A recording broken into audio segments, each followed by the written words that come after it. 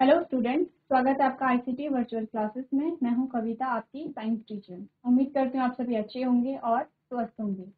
तो क्लास हम कंटिन्यू करेंगे chapter number 1, that is crop production and management. हम पढ़ रहे थे कोई भी क्रॉप है, कोई भी फसल है, उसे हम किस प्रकार से उगाते हैं और किस प्रकार से उसे मैनेज करते हैं। तो काफ़ी सारे टॉपिक को हमने यहाँ पे कवर कर लिया है। आज हम अपना जो नेक्स्ट टॉपिक है उसे कंटिन्यू करेंगे। उससे पहले हम एक क्विक रिवीजन कर लेते हैं कि अभी तक हमने इस चैप्टर में क्या क्या चीज़ें पढ़ी है। तो आइए स्टार्ट करते हैं। चलिए, सबसे पहले हमने देखा था क्रॉप प्रोडक्शन का इंट्रोडक्शन की क्रॉप्स क्या होती हैं, उनकी डेफिनेशन क्या होती है। नेक्स्ट हमने जाना था क्रॉप मैनेजमेंट के बारे में। अगर हम सोर्स की बात करें, फूड सोर्स, दो प्रकार के सोर्स हमारे पास आते हैं, प्लांट और एनिमल। यानी कि हमारा मुख्य जो स्रोत होता है वो भोजन का, वो है प्लांट्स, और जो सेकेंडरी है वो है यहाँ पे एनिमल। नेक्स्ट हमने बात की है जो क्रॉप है, क्रॉप और जो प्लांट है यानी कि फसल और एक पौधा किस प्रकार से अलग है। क्यों हम पौधों के लिए एक अलग से हम एक नाम इस्तेमाल करते हैं जिसे हम क्या कह रहे हैं, क्रॉप या फसल कह रहे हैं। तो यहाँ पे हमने जाना फसल और पौधे में क्या डिफरेंस होता है।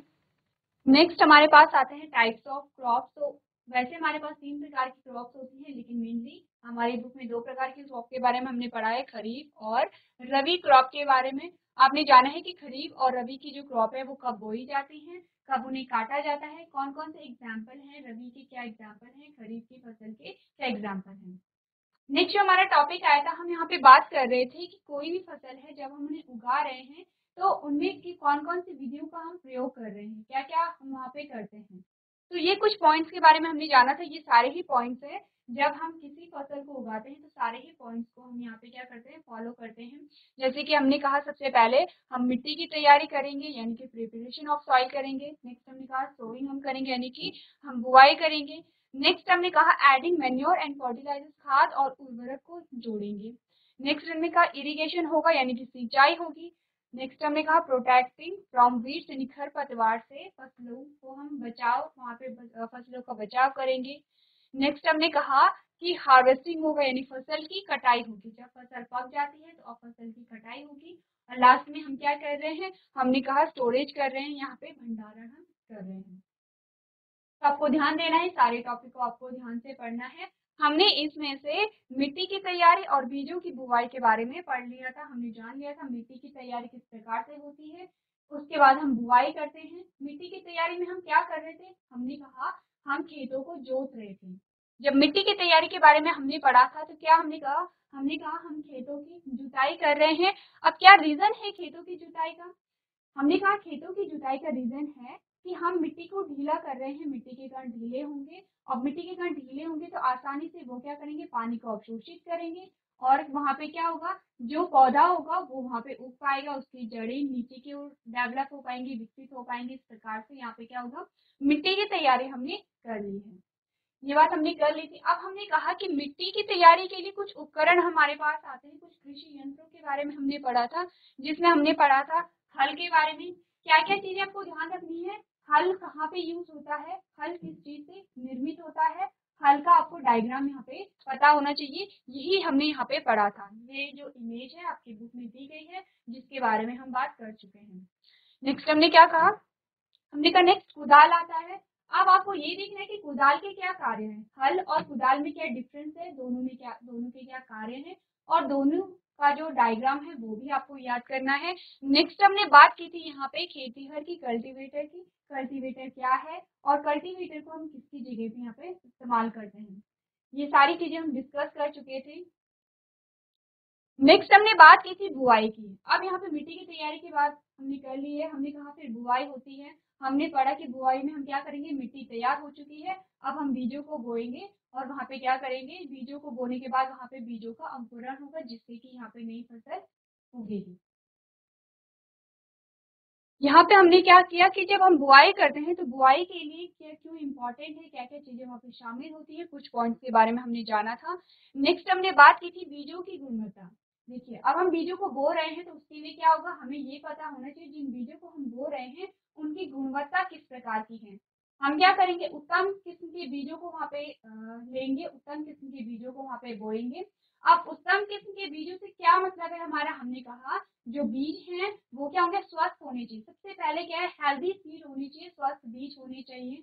अब आप कहेंगे स्वस्थ बीजों से क्या मतलब है, आपने देखा होगा कि कुछ कुछ बीजों के अंदर कुछ कीड़े हो जाते हैं और वो कीड़े क्या करते हैं, बीजों को खा जाते हैं। ऐसे बीज फिर उग नहीं पाते, तो इसीलिए सबसे पहले बीज क्या होने चाहिए, स्वस्थ होने चाहिए। लेकिन हमने कहा कि हम उन्नत किस्म के बीजों को वहाँ पे चूज करेंगे। जब आपने देखा होगा जब भी हम बीजों को बोते हैं तो हम अच्छे अच्छे बीजों को वहाँ पे चयनित करते हैं। नेक्स्ट जो पॉइंट आता है, हमने कहा हम कैसे पता लगा सकते हैं कोई बीज स्वस्थ है या नहीं है, कोई बीज अच्छा है या नहीं है, हम किस प्रकार से पता लगाएंगे। तो हमने देखा था कि हम क्या कर सकते हैं, बीजों को हमने पानी में डाला, अब जो बीज ऊपर तैरने लगे इसका मतलब वो क्या है, खराब बीज हैं। अब हम उन बीजों को अलग कर देंगे, क्योंकि जिन बीजों में बल्ब नहीं होगा वो ऊपर की ओर आ जाएंगे। अब ऊपर की ओर क्यों तैरने लगे, क्योंकि हमने कहा था कि वो बीज हेल्दी नहीं है, हो सकता है कि उनके बीच कुछ कीड़े रहे होंगे जिन्होंने बीज को अंदर से खोखला कर लिया है, तो अब वो बीज हट जाएंगे। अब जो बीज पानी की तली में बैठ गए हैं इसका मतलब है कि वो हेल्दी बीज हैं और उन्हें हम यहाँ पे बुआई के लिए यूज कर सकते हैं। तो इस प्रकार से हमने यहाँ पे देखा। नेक्स्ट अब हमने देखा कि जब हम बुआई कर रहे थे तो उसके लिए कौन कौन से पारंपरिक उपकरण हमारे पास आए थे, जिसमें हमने सीड ड्रिल के बारे में पढ़ा था, यानी बीज ड्रिल के बारे में हमने यहाँ पे पढ़ा था। चलिए, यहाँ तक की बात हम कर चुके थे। अभी तक हमने जो भी देखा हम रिवाइज कर रहे थे, क्या अभी तक हमने पढ़ा है। हमारा जो नया टॉपिक है वो है जब हम फसलों की तैयारी कर रहे हैं, तो तीसरा पॉइंट हमारे पास आता है, वो है एडिंग मैन्योर एंड फर्टिलाइजर्स, यानी खाद और उर्वरक को जोड़ना। यहाँ से आज का हम अपना टॉपिक स्टार्ट करेंगे। चलिए, हम बात कर रहे थे यहाँ पे तीसरा जो स्टेप है, जब हम यहाँ पे खेती को, जब हम फसलों को उगा रहे हैं तो तीसरा पॉइंट हमारे पास आता है। अब तीसरा पॉइंट, दो पॉइंट आपको याद होनी चाहिए। सबसे पहले हमने क्या किया है, हमने यहाँ पे मिट्टी की तैयारी की है, मिट्टी को तैयार किया है। सेकेंड, हमने बीजों को यहाँ पे बो दिया है। अब तीसरा जो पॉइंट हमारे पास आता है, हमने क्या किया, यहाँ पे खाद और उर्वरक को जोड़ लिया है। तो आप क्या पढ़ेंगे, आप पढ़ेंगे यहाँ पे manures and fertilisers are the substance that are added to the soil to increase their fertility. क्या कह रहे हैं, खाद और उर्वरक वही पदार्थ हैं जो मिट्टी की उर्वरकता बढ़ाने के लिए उसमें मिलाए जाते हैं। सबसे पहले आपको ये ध्यान रखना है कौन कौन सी चीजें हम उनमें ऐड कर रहे हैं। दो चीजों को हम ऐड कर रहे हैं, पहला है खाद और दूसरा है उर्वरक। अब अगर हमें अब खाद और उर्वरक का सबसे पहले कार्य देख लेते हैं, फिर हम जानेंगे दोनों में क्या डिफरेंस है, खाद और उर्वरक में क्या क्या यहाँ पे डिफरेंस हम जानेंगे, भिन्नताएं हम जानेंगे। तो ये कह रहे हैं कि खाद और उर्वरक क्या होते हैं, मिट्टी में मिलाए जाते हैं और ये क्या करते हैं, यहाँ पे मिट्टी की उर्वरकता को बढ़ाते हैं। तो सबसे पहले आपको पता होना चाहिए उर्वरकता क्या होती है। उर्वरकता को हम क्या कहते हैं, उपजाऊ क्षमता। अब उपजाऊ क्षमता से आप समझते हैं कि किसी भी मिट्टी की जो उपजाऊ क्षमता होती है, यानी कि फसल को उपजाने की जो क्षमता होती है, उसे हम उपजाऊ क्षमता कहते हैं। जैसे कि जिस मिट्टी में अच्छी फसल वहाँ पे उग रही है, अच्छी फसल वहाँ पे लग रही है, इसका मतलब उस मिट्टी की उपजाऊ क्षमता अधिक है। और जिस मिट्टी में जो फसल है वो नहीं उग पा रही है या फिर जो उत्पादन है वो कम हो रहा है, तो इसका मतलब उसकी जो उपजाऊ क्षमता है वो कम है। तो ये कह रहा है कि यदि हम किसी मिट्टी में खाद और उर्वरक को मिला देते हैं तो मिट्टी की उपजाऊ क्षमता बढ़ जाती है, उर्वरकता बढ़ जाती है। इसका सिंपल सा मतलब ये है कि यहाँ पे जो प्रोडक्शन है, जो उत्पादन है वो बढ़ जाता है। ये हमें बताना चाहते हैं। नेक्स्ट लाइन क्या कहती है, हमने देखा while manures are made by decomposition of organic substance, fertilizers is made of inorganic chemicals, यानी जहाँ खाद कार्बनिक पदार्थों के अपघटन से बनती है, वहीं उर्वरक अकार्बनिक रसायनों से बनती है। अब आपको ये बताया जा रहा है कि यहाँ पे खाद और जो उर्वरक है वो किस चीज से मिलके बने हैं। तो आपने जाना कि खाद क्या है, यहाँ पे कार्बनिक पदार्थों से बनी हुई है और उर्वरक यहाँ पे अकार्बनिक पदार्थों से बने हुए हैं।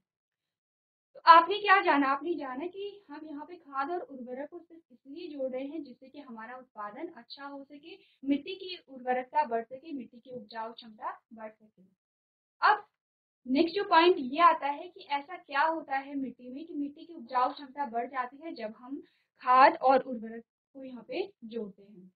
तो इसका मतलब यहाँ पे क्या है, जो मिट्टी है, मिट्टी में कुछ ऐसी चीज ऐड हो रही होगी, कुछ ऐसी चीज यहाँ पे हम जोड़ रहे होंगे जिसकी आवश्यकता प्लांट को है। क्योंकि क्या होता है कि जो प्लांट है, जो पौधा है, वो किसी चीज के लिए मिट्टी पर निर्भर करता है।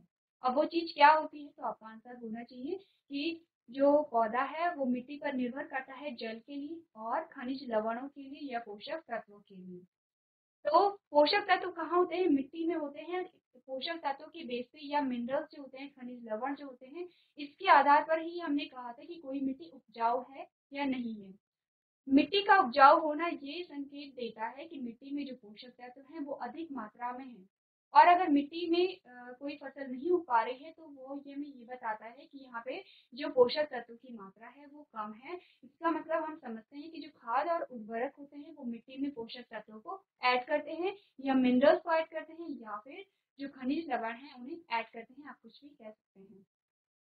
अब हम क्या जानेंगे, हम देखते हैं कि जो खाद और उर्वरक है उसका कार्य एक जैसा ही है। अभी तक हमने एक ही कार्य पढ़ा है। हमने कहा है कि मिट्टी की उपजाऊ क्षमता को बढ़ा रहा है और फसल के उत्पादन को यहाँ पे बढ़ा रहा है। तो अब यहाँ पे हमने दो शब्दों को क्यों इस्तेमाल किया है, ये दोनों एक दूसरे से किस प्रकार से भिन्न है, हम ये पढ़ेंगे। साथ ही हम ये जानेंगे कि खाद और उर्वरक में से दोनों में से ज्यादा बेनिफिशियल कौन है, ज्यादा लाभदायक कौन है, ये भी हम यहाँ पे जानेंगे। तो सबसे पहले हम देखेंगे यहाँ पे डिफरेंस। सबसे पहले हमारे पास डिफरेंस आता है यहाँ पे फर्टिलाइजर्स और मैन्योर में। तो सबसे पहले हम पढ़ेंगे फर्टिलाइजर्स के बारे में। फर्टिलाइजर्स के बारे में हमने क्या पढ़ा, हमने कहा fertilisers is as inorganic salt. क्या होते हैं फर्टिलाइजर्स, इनऑर्गेनिक सॉल्ट होते हैं। वहीं अगर हम मैन्योर की बात करें, हमने कहा manure is prepared from the organic matter such as human waste, cow dung and from waste. देखिए, अब पहले ये जान लेते हैं कि यहाँ पे जो मैन्योर है, जो फर्टिलाइजर्स है, यानी कि जो खाद और उर्वरक है, वो किस प्रकार से बने हैं। सबसे पहले बात करते हैं मैन्योर की, कि मैन्योर का निर्माण किस प्रकार से होता है। तो जो खाद है, खाद का जो निर्माण होता है वो प्राकृतिक विधि के द्वारा होता है और प्राकृतिक चीज के द्वारा होता है। या फिर आप ये कह सकते हैं कि जो वेस्ट है, जो कचरा है, जिसे हमने दो प्रकार के कचरे पढ़े थे, जैविक और अजैविक।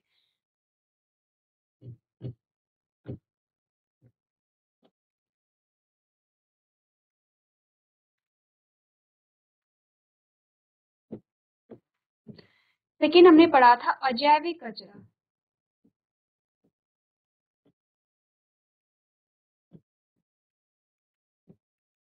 अब हमने जैविक और अजैविक कचरे के बारे में हम क्यों पढ़ रहे हैं, क्योंकि अगर हमें जानना है कि मैन्योर का निर्माण किस प्रकार हुआ है, खाद का निर्माण किस प्रकार से हुआ है, उसके लिए हमें जानना जरूरी है जैविक और अजैविक कचरे के बारे में। तो जान लेते सबसे पहले जैविक कचरे के बारे में।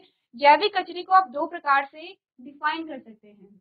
किस प्रकार से, हमने कहा जैविक कचरा वो होता है जो किसी लिविंग, किसी जीवित से हमें प्राप्त हुआ है। जैसे कि हमने कहा फल सब्जियां। अब जो फल सब्जियों की छिलके हैं, तो वो कहाँ से हमें प्राप्त हुए, फलों से प्राप्त हुए हैं। फल कहाँ से हमें प्राप्त हुए हैं, हमें पादपों से प्राप्त हुए हैं, और पादप लिविंग की श्रेणी में आते हैं। लेकिन हमने कहा कि कोई भी जो जंतु है, कोई भी एनिमल है, उसकी जो बॉडी होती है वो भी जैविक कचरे में आती है। तो ये जो जैविक कचरा आया है, कचरे को ना भी कहें, हमने कहा कि हम क्या कर सकते हैं, इसे जो वेस्ट कह सकते हैं। जैसे कि किसी की डेड बॉडी जो होती है, वो भी क्या होती है, उसका डिकम्पोजिशन होता है, अपघटन होता है। तो जिन चीजों का अपघटन होता है उसे हम जैविक कचरे की श्रेणी में रखते हैं। तो ये सारे जैविक कचरे में आते हैं। जैसे कि हमने यहाँ पे क्या कहा, ह्यूमन वेस्ट हो गया है, काउ डंग हो गया है, और फार्म वेस्ट हो गया है। तो यहाँ पे जितने भी, चाहे वो फल पत्तियां हो, चाहे वो यहाँ पे किसी भी एनिमल की डेड बॉडी हो, जो भी यहाँ पे होता है वो किसकी श्रेणी में आता है, जैविक कचरे की श्रेणी में आता है। क्योंकि ये जो कचरा है, ये किसी जीवित या तो पादप से हमें प्राप्त हुआ है या किसी एनिमल से हमें प्राप्त हुआ है। लेकिन हम ये भी जान सकते हैं कि वो कचरा जिसका अपघटन किसी सूक्ष्म जीव के द्वारा हो रहा हो, उसे हम जैविक कचरा कहते हैं।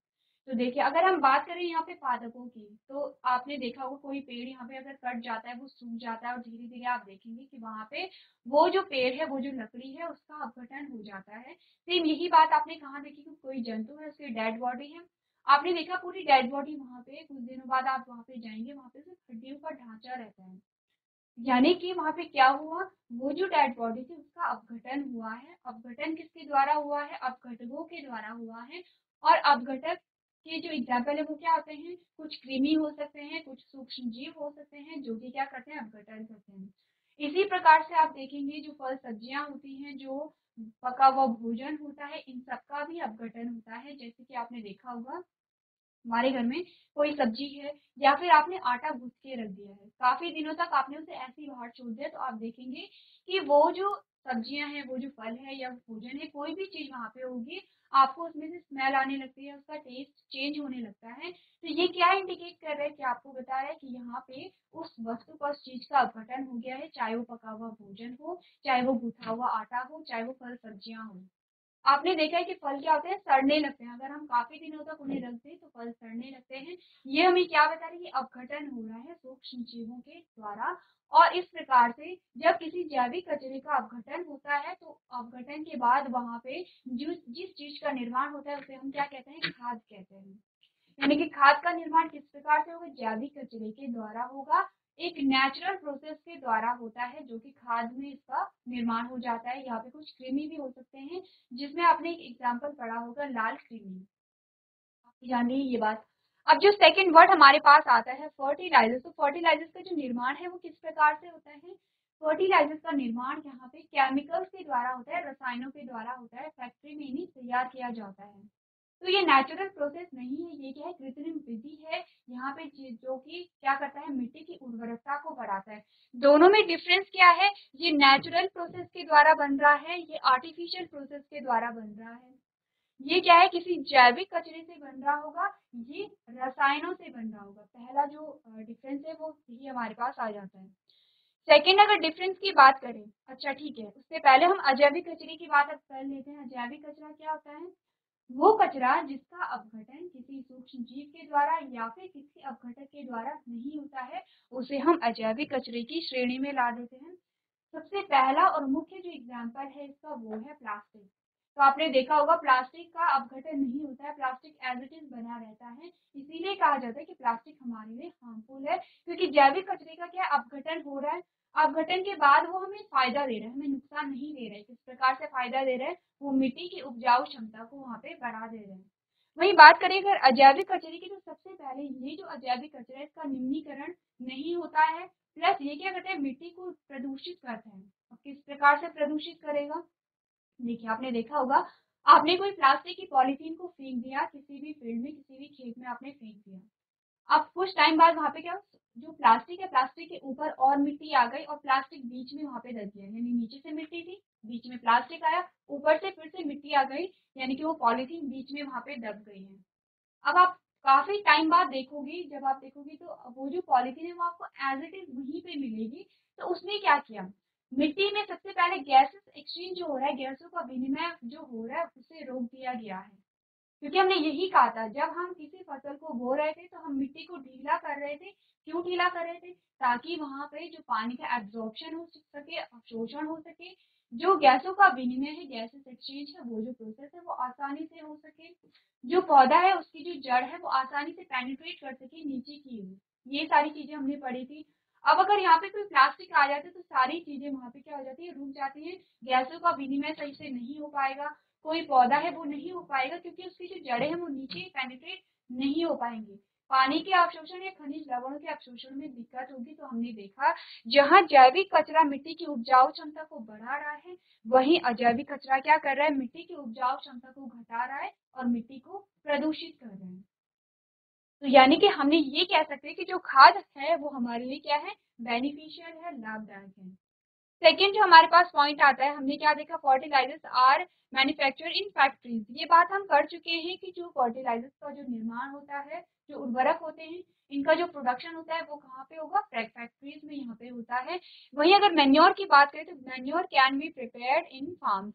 जो मैन्योर का जो प्रोडक्शन है वो फार्म्स में हो सकता है, या फिर आप क्या कहीं भी जो खाद का निर्माण है वो कहीं भी हो सकता है। आपने क्या किया, आपने अपने घरों से फल सब्जियों के छिलके उठाए, बचा हुआ भोजन उठाया, एक गड्ढे को खोदा और वहां पे उन्हें क्या कर दिया, वो जो जैविक कचरा था उसे अंदर डाला और उस गड्ढे को बंद कर दिया। अब आपको कुछ नहीं करना है, खाद का निर्माण स्वयं वहाँ पे हो जाएगा, खुद ब खुद मिट्टी की जो उर्वरकता है वो वहाँ पे बढ़ जाएगी। आपको सिर्फ इतना करना है कि वो उस कचरे को इकट्ठा करके एक जगह पे आपको रखना है।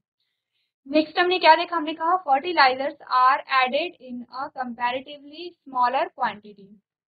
अब जो फर्टिलाइजर्स हैं उन्हें कम मात्रा में ऐड किया जाता है खेतों में, क्योंकि क्या होता है कि अगर अधिक मात्रा में हम उन्हें ऐड करेंगे तो उसके कुछ और प्रभाव हमें देखने को मिलेंगे। वो क्या होंगे वो हम बाद में डिस्कस करेंगे। अब वहीं अगर हम बात करें मैन्योर की, हमने कहा manure need to be added in large quantity as the nutrient content is less. क्या कह रहा है ये कह रहा है कि जो मैन्योर होते हैं, जो खाद होते हैं, उन्हें हम अधिक मात्रा में ऐड करते हैं, अधिक मात्रा में डालते हैं खेतों में, क्योंकि जो न्यूट्रिएंट जो कंटेंट होता है, यानी पोषक तत्वों की जो मात्रा होती है वो खाद में कम होती है। किसके कंपैरिजन में, फर्टिलाइजर्स की तुलना में। हम कर रहे हैं खाद की तुलना किससे, उर्वरक से। तो हमने कहा खाद में जो पोषक तत्वों की मात्रा है वो कम होती है, किसकी तुलना में, उर्वरक की तुलना में या फर्टिलाइजर्स की तुलना में। अब आप जान गए होंगे कि फर्टिलाइजर्स को हम कम क्यों ऐड कर रहे हैं, क्योंकि इसमें जो पोषक तत्वों की मात्रा है वो अधिक है। तो हमने पढ़ा था, जब हम पढ़ रहे थे हमने पढ़ा है कि कोई भी जो पौधा है उसे जो पोषक तत्वों की मात्रा है वो एक निश्चित मात्रा चाहिए उसे, यानी कि क्या है, अगर उस मात्रा से कम पोषक तत्व उस प्लांट को मिलते हैं तो फिर भी उसका जो पोषण है वो नहीं होगा, उसका विकास सही से नहीं होता है। अगर आवश्यकता से अधिक पोषक तत्व उस पौधे को दिए गए तब भी वो हानिकारक होता है। ये चीजें हमने पढ़ी थी, यानी कि चाहे पोषक तत्व हो चाहे कोई अन्य चीजें हो, वो क्या होती है, उसकी जो एक स्पेसिफिक मात्रा की आवश्यकता होती है उस प्लांट को, उस स्पेसिफिक क्वांटिटी से या उस विशिष्ट मात्रा से कम और अधिक मात्रा होने पर प्लांट पे नेगेटिव प्रभाव हमें देखने को मिलेगा। इसीलिए हम क्या करते हैं, जो फर्टिलाइजर्स हैं उन्हें कम ऐड करेंगे, क्योंकि यहाँ पे पोषक तत्वों की मात्रा इनमें भरपूर पाई जाती है। वही मैन्योर की बात करें तो मैन्योर में जो पोषक तत्वों की मात्रा है वो कम होती है, इसीलिए हम उन्हें अधिक मात्रा में यूज कर सकते हैं। ये तो था पहला कारण। इसके बाद हमारे पास क्या आता है, दूसरा कारण ये आता है कि फर्टिलाइजर्स हमने कहा रसायनों से बने हैं, केमिकल से बने हैं। तो क्या होगा, अगर हम लगातार फर्टिलाइजर्स को यूज करते रहें तो ये क्या करेगा, एक टाइम के बाद जो मिट्टी है, मिट्टी को ये क्या करेगा, उसकी उर्वरक क्षमता को खत्म कर देता है। क्योंकि जो केमिकल्स होते हैं, केमिकल से क्या होगा, मिट्टी में बहुत सारे सूक्ष्म जीव होते हैं और वो सूक्ष्म जीव मिट्टी की उर्वरकता को बनाए रखते हैं। जैसे कि आपने सुना होगा कि जो नाइट्रोजन है, नाइट्रोजन का फिक्सेशन होता है मिट्टी में, और नाइट्रोजन के फिक्सेशन को करने के लिए कुछ बैक्टीरिया वहाँ पे होते हैं, यानी कि मिट्टी में कुछ ऐसे बैक्टीरिया होते हैं जो नाइट्रोजन का फिक्सेशन करते हैं। अब नाइट्रोजन का फिक्सेशन क्या होता है, हमारे वातावरण में बहुत सारी नाइट्रोजन गैस प्रेजेंट होती है, लेकिन उस गैस का यूज प्लांट नहीं कर पाते हैं जब तक कि नाइट्रोजन फिक्सेशन ना हो सके। यानी जो नाइट्रोजन गैस है वो नाइट्रेट और नाइट्राइट की फॉर्म में परिवर्तित होगी, तभी जो पौधा है उस नाइट्रोजन को कंज्यूम करेगा। अब आप कहेंगे नाइट्रोजन को क्यों कंज्यूम करना है, हम बात कर रहे हैं यहाँ पे नाइट्रोजन की। आप बात करेंगे नाइट्रोजन को क्यों कंज्यूम करना है, तो हम कहेंगे यहाँ पे प्रोटीन के लिए।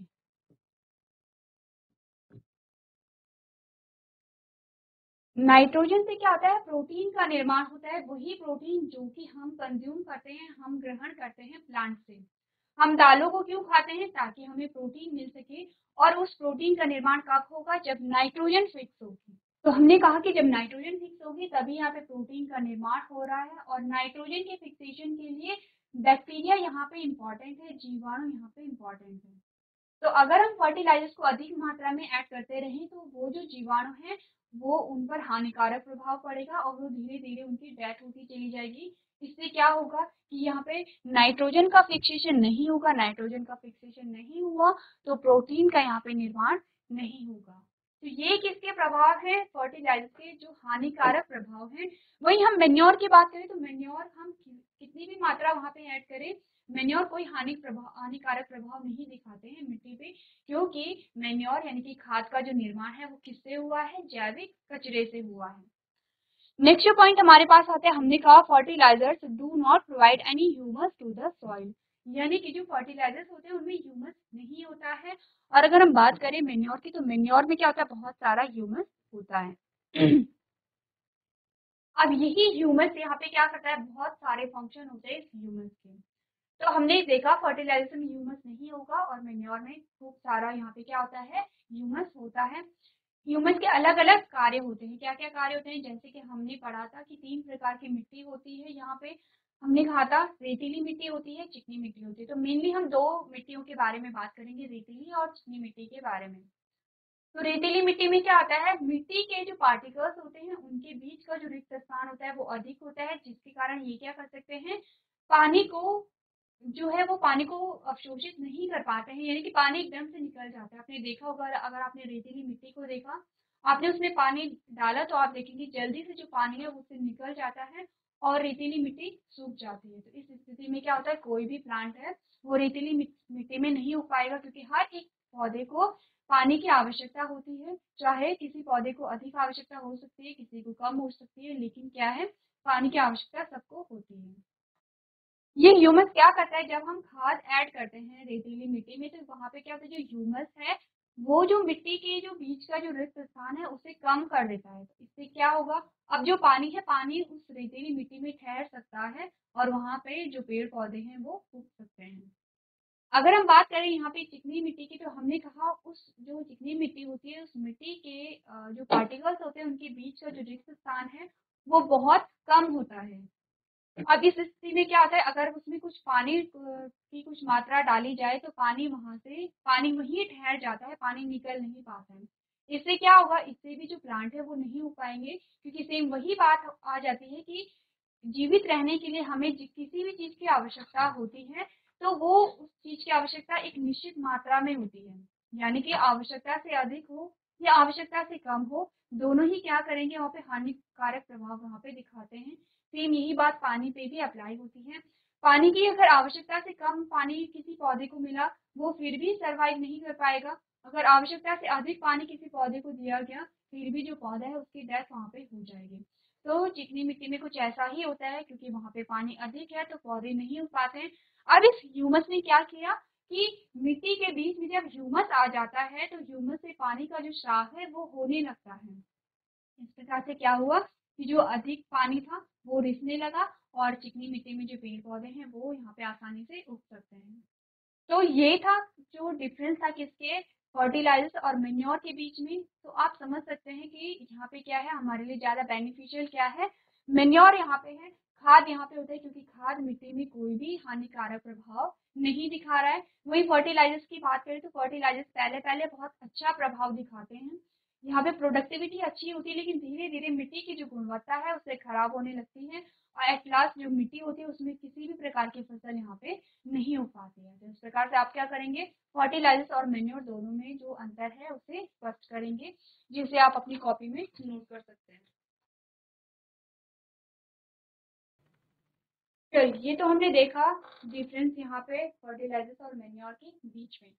नेक्स्ट हम यहाँ पे देखते हैं एडवांटेजेस ऑफ मैन्योर। अब हम यहाँ पे खाद के कुछ लाभ देख लेते हैं, क्या क्या लाभ हमें प्राप्त होते हैं मैन्योर से, क्योंकि अलग से आपके पास क्वेश्चन आ सकता है कि जो खाद है उसके लाभ लिखिए या फिर जो फर्टिलाइजर्स है उसकी हानियां लिखिए। तो आपको दोनों चीजें यहाँ पे क्या करनी, क्लियर करनी है। आप पढ़ेंगे the organic manure is considered better than fertilisers, यानी कि जो मैन्योर होता है वो फर्टिलाइजर से बेटर होता है, अच्छा होता है, क्योंकि हमने काफी सारी चीजें यहाँ पे डिस्कस कर ली है जो हमें बताता है कि खाद क्या है, मिट्टी को हानिकारक प्रभाव से बचाता है और उसकी जो उर्वरकता है उसे बढ़ाता है। नेक्स्ट हमने कहा दिस इज बिकॉज, ये कह रहे हैं कि जो मैन्योर है वो जो खाद है वो उर्वरक से बेहतर है। उसके क्या रीजन हो सकते हैं, सबसे पहला रीजन हमें बता रहा है it enhances the water holding capacity of the soil, यानी कि जो मिट्टी है, जो सॉइल है उसकी वाटर होल्डिंग कैपेसिटी को बढ़ाता है। ये बात कर रहे हैं यहाँ पे सैंडी सॉइल की। हमने कहा था सैंडी सॉइल में जो होता है वो पानी का ठहराव नहीं होता है। जब हमने वहाँ पे खाद को ऐड किया, खाद में क्या था, ह्यूमस था, और उस ह्यूमस ने क्या किया, जो सैंडी सॉइल थी, जो रेतीली मिट्टी थी, उसके बीच का जो स्थान है वो कम कर दिया और वहाँ पे पानी ठहर पा रहा है। तो ये क्या कर रहा है, जो मिट्टी है, मिट्टी की जो वाटर होल्डिंग कैपेसिटी है उसे बढ़ा रहा है। नेक्स्ट पॉइंट क्या कहता है, it makes the soil porous due to which exchange of gases become easy, यहाँ पे ये मिट्टी को पोरस बनाता है। ये बात हो रही है यहाँ पे चिकनी मिट्टी की। हमने कहा था जो चिकनी मिट्टी है उसके बीच का जो रिक्त स्थान है वो बहुत कम है। मिट्टी पोरस नहीं है। पोरस का मतलब है पोर्स, पोर्स का मतलब है छिद्र, छिद्र से मतलब है कि मिट्टी के बीच का रिक्त स्थान। तो आपने देखा होगा चिपचिपी जो मिट्टी होती है उसमें हम पानी डालते हैं तो पानी वहीं ठहरा रहता है।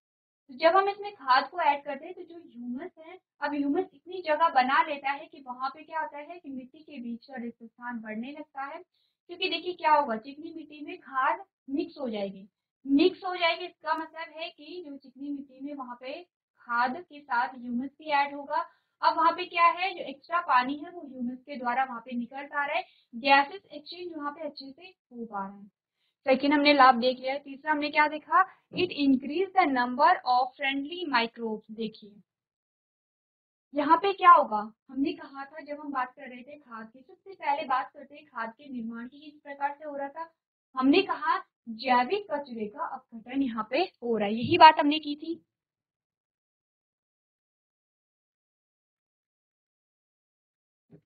हमने कहा जो जैविक कचरा था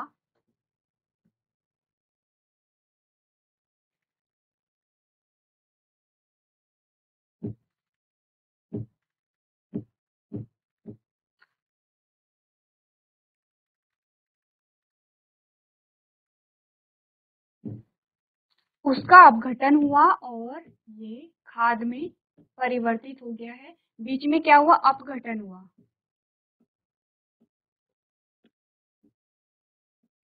अब ये जो अपघटन हुआ ये किसके द्वारा हुआ, ये हुआ अपघटकों के द्वारा।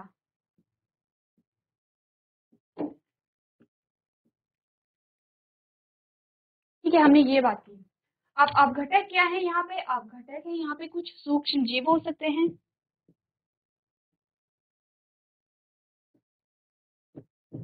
यानी कि कुछ माइक्रोब हो सकते हैं, कुछ कृमि हो सकते हैं।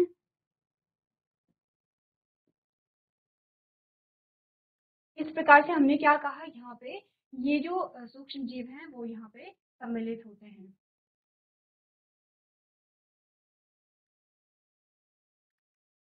अब हम बात सिर्फ यहाँ पे करेंगे सूक्ष्म जीवों की, यानी कि माइक्रोब्स की। यहाँ पे क्या रहा है, ये माइक्रोब्स को ऐड कर रहा है, क्योंकि जितना जैविक कचरा होगा, अब सूक्ष्म जीव क्या करेंगे, अपघटन क्या होता है, कोई भी जो कचरा है, कचरे को भोजन के रूप में इस्तेमाल कर रहे हैं, उसका अपघटन इस प्रकार से होता है कि वो भोजन के रूप में इस्तेमाल करेंगे और जो कचरा है वो खाद में परिवर्तित होता रहेगा। तो जितना भोजन रहेगा, जितना जैविक कचरा होगा, उतने अधिक सूक्ष्म जीव होंगे। जितना अधिक सूक्ष्म जीव होंगे, वहां पे क्या होगा, जो मिट्टी की जो उर्वरकता है उतनी ही यहाँ पे बढ़ेगी। इसके जस्ट अपोजिट हमने किस में पढ़ा था, जब हम बात कर रहे थे यहाँ पे फर्टिलाइजर्स की, हमने कहा जो फर्टिलाइजर्स हैं वो मिट्टी में जो सूक्ष्म जीव होते हैं उन्हें क्या करते हैं, नष्ट वहाँ पे करते हैं। लास्ट जो पॉइंट हमें बता रहा है, it improves the texture of soil, यानी कि ये क्या करता है, मिट्टी का जो टेक्सचर है इसे इम्प्रूव करता है। तो क्लास आज हमने पढ़ा है यहाँ पे खाद के बारे में, हमने पढ़ा है यहाँ पे फर्टिलाइजर यानी उर्वरक के बारे में, दोनों में क्या अंतर होता है। वही हमने कहा खाद के क्या क्या यहाँ पे जो एडवांटेजेस होते हैं, जो लाभ होते हैं, वो क्या क्या यहाँ पे हो सकते हैं। तो इस प्रकार से हमने तीसरा जो पॉइंट था, हम बात कर रहे हैं यहाँ पे जब भी हम किसी फसल को उगाते हैं तो हम वहाँ पे क्या क्या चीजें करते हैं, तीसरा पॉइंट हमने यहाँ पे कंप्लीट कर लिया है। अब हमने जो जब हमने मिट्टी को तैयार किया फसल को, अब जब हमने बीजों को बोया, अब हमने वहाँ पे खाद और उर्वरक को वहाँ पे ऐड कर दिया है। यहाँ तक की बात हमने कर ली है। इसके आगे का जो सेशन है हम उसे नेक्स्ट क्लास में कंटिन्यू करेंगे। अभी तक क्लास में बने रहने के लिए आपका धन्यवाद।